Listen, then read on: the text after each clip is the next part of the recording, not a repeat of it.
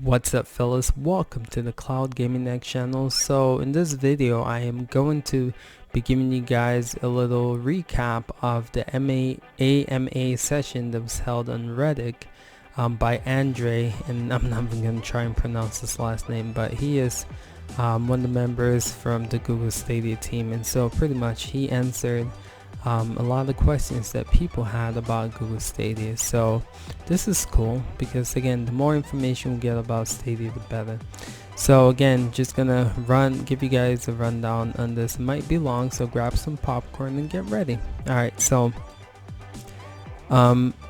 first question, will there be F2P games for Stadia? I certainly hope to have a few. So this is his answer.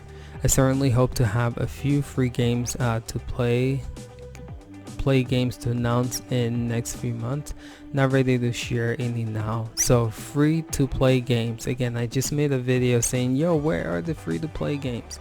So it's pretty cool to see that free to play games are going to be making their way to Stadia. So games like Fortnite, Apex Legends, those games are coming. Okay. So the second question, controller Bluetooth audio support. Stadia controller comes with a headphone jack, yes, for wired audio, but won't support Bluetooth audio at launch in November. So that means that it can potentially come. But the fact that it has a headphone jack, guys, seriously, it's gonna be so awesome. Just being able to plug in your headphones, especially if playing in handheld, so you can have that private gaming session. Third question, will there be an official Stadia chat platform? At launch, you'll be able to manage your friend list, yes, create parties, yes, and use platform level voice chat. Woo, let's go. Yes, yo, this is lit. Will there be mod support in November? No. We'd like to in the future. We're working with the devs now to find the best way to do this. Are there other question? Are there any plans for future support for the Nvidia Shield TV boxes? And so once we harden the tech and it's ready to scale, we'll expand to more devices, starting with the most popular ones. So maybe not at launch, but it's pretty cool to know that potentially can come. Next question, what happens if Stadia is discontinued? For all you Stadia haters that saying you're gonna, here we go, let's hear the answer. We've been investing a ton in tech, infrastructure, and partnership over the past few years. Nothing in life is certain, truth, but we are committed to making Stadia a success. There we go. The games you buy on Stadia are yours to play. You hear that? Yours, okay? From day one, we'll support takeout, so you can download your game metadata, including save if you want. There you go, guys. Stadia haters, there you go. Okay.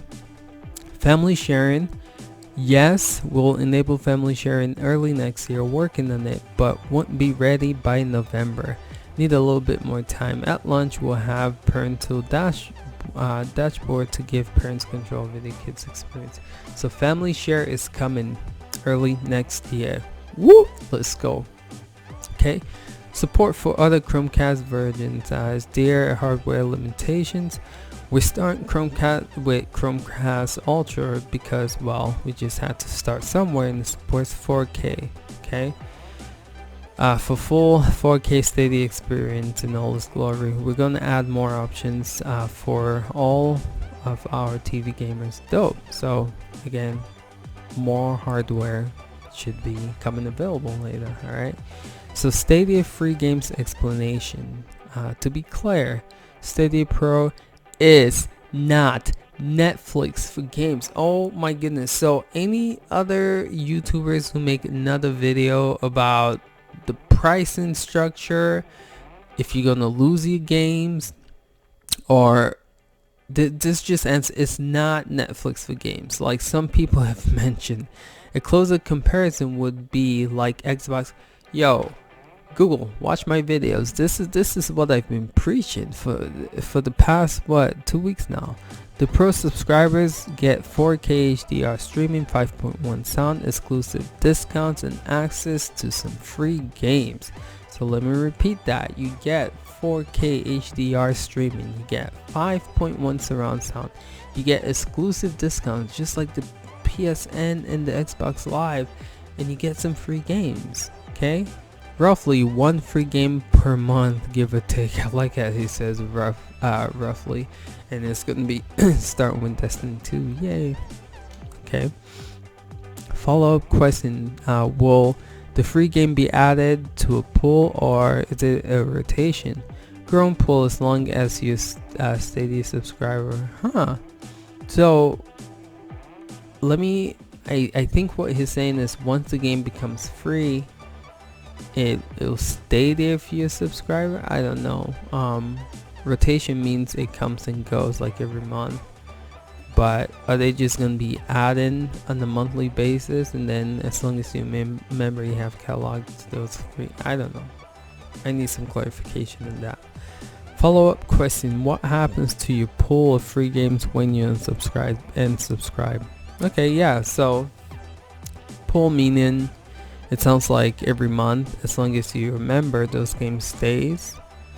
So you don't have to like worry about losing Destiny right after a month's time. You'll regain access to those pro games you claimed in the past while you're a subscriber, but not the ones that were offered to pro subscribers when you unsubscribe. Okay, so pretty much stating whatever games you get when you are with the pro, you get to keep that, but once you unsubscribe, those games at that time when you unsubscribe, you don't get it. So achievements, of course, will have something similar to other platforms. However, it will not be there immediately at launch. Will come a little bit later. Okay, good to know. UI details, and I also made a video saying what would Stadia. Y'all need to watch my videos. What will Stadia interface look like?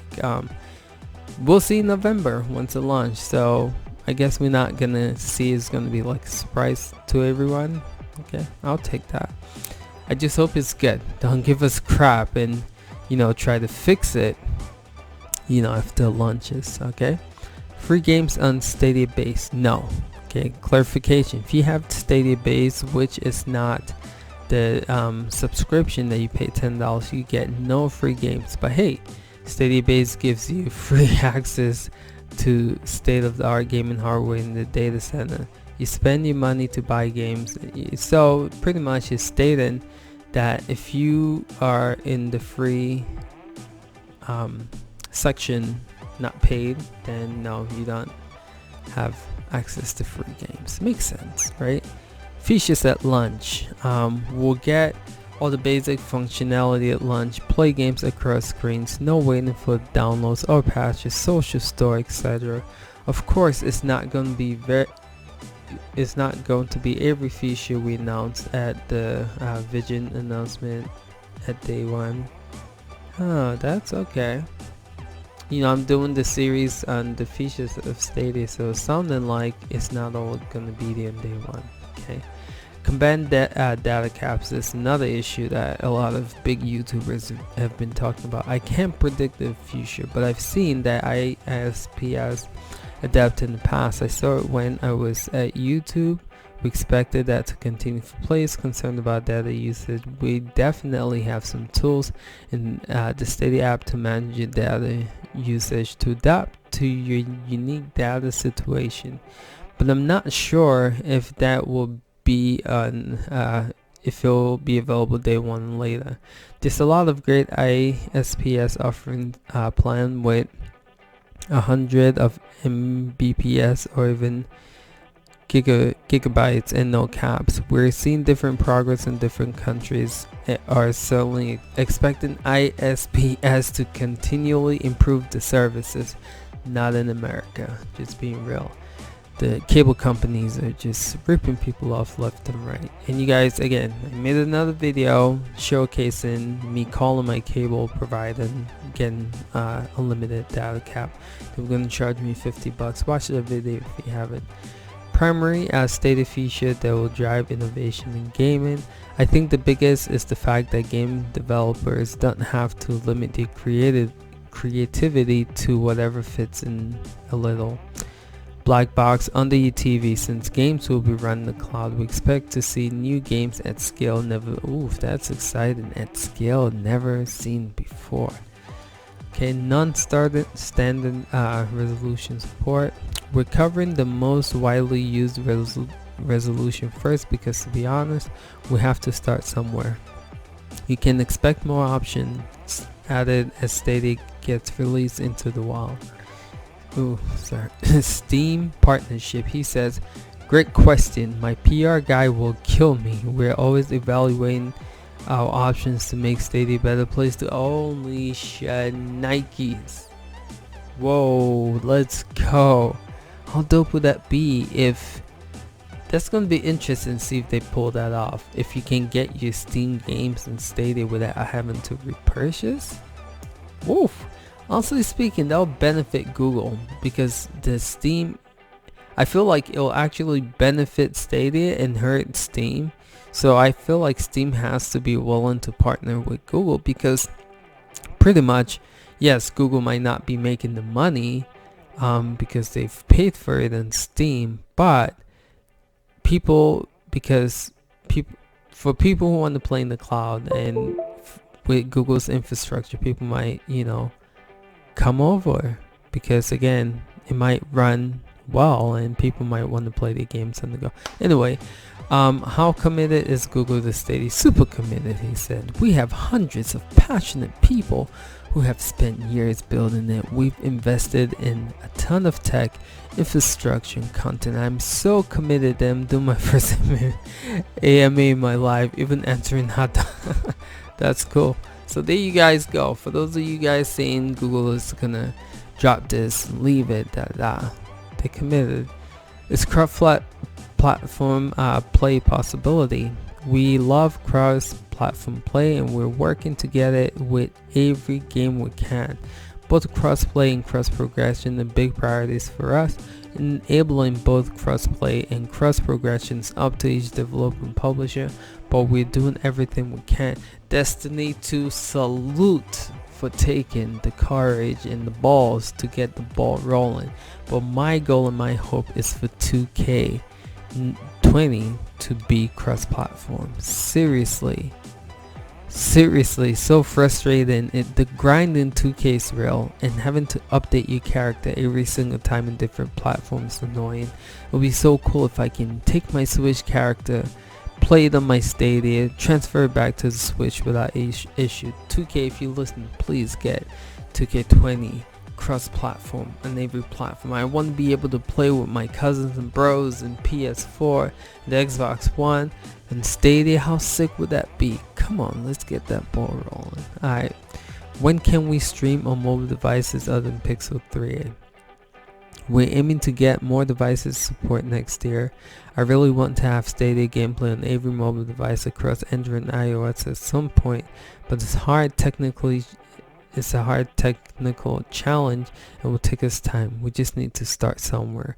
So we're starting with the device we know the best and can provide the best experience. Alright, so there you have it, y'all. So more support for phones, Android, iOS is coming later. But just know, Google is listening, they're working on it. Will Stadia support the indie devs? Of course, some of the best games I've played were indie titles. We'll definitely be supporting them. For more info, you can submit that. Cool. Will we be able to use Stadia on Chrome and Linux? Stadia will run in full desktop or laptop Chrome browsers. So there you go. Is there a post-launch roadmap? Yes, we have a ridiculous, awesome roadmap ahead of us. November launch is just the beginning. Good to know. Again, for those of you guys afraid that Google might be just one and done with the service, know that they have a roadmap. Okay, what will game prices be like on Stadia? You should expect game prices to be competitive with other platforms. So there you go. It's not free, guys. Okay. Will Nintendo Switch Pro controller be supported in Stadia? As for controllers, I can't tell off the top of my head, but basically Stadia support HID controllers, the Xbox controller, DualShock, etc. If you want to play on your TV, you need the Stadia controller and Chromecast Ultra. Oh, this is interesting. So if you want to play on your TV, you need a Stadia controller and an Ultra. So you can't play with a DualShock Xbox controller on your TV. Interesting to know that. Do the Stadia controller and stream device need to be on the same network? Ooh, this is a good question. Yes, controller and the screen must be on the same Wi-Fi network to work, or you can plug. Oh, that's good to know. When's the next Stadia Connect? Sooner than sooner than you think. Wow, I like that. That means it's coming soon. When do the founders get to choose the name? You get the name reservation email a bit before you receive the founder edition. As for who gets the first dibs, we send name reservation email to in the order of pre-orders we received. Okay. Woo, guys, that was a mouthful, but my goodness, a lot of great questions here, a lot of great answers. So Stadia is looking really good, guys, and hopefully all these Stadia haters will either watch this video or read this AMA and just stop with this ridiculous pricing, comparing it to Netflix, thinking Google is gonna shut the service down, and what will happen to your stuff if they do. All your answers, guys, are right here. Alright, fellas, thank you for watching. Appreciate you guys. We'll catch you guys in the next video. Till next time, peace.